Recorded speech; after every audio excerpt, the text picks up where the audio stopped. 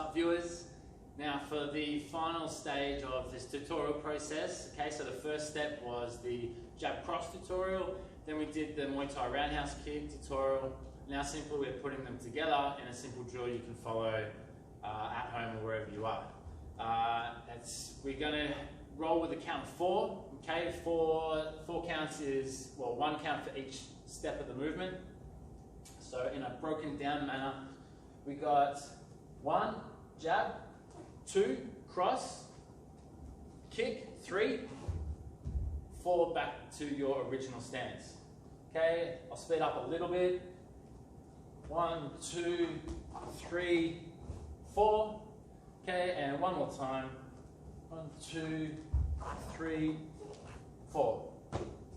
Now, to begin with, starting stationary, going through the steps, that's all fine. When you start getting better with that, you want to start adding side movements, forwards, backwards, in between each combo. Remember, you're not knocking out air, you're just practicing movement, getting the feel for your body's coordination and balance and stability throughout. Enjoy.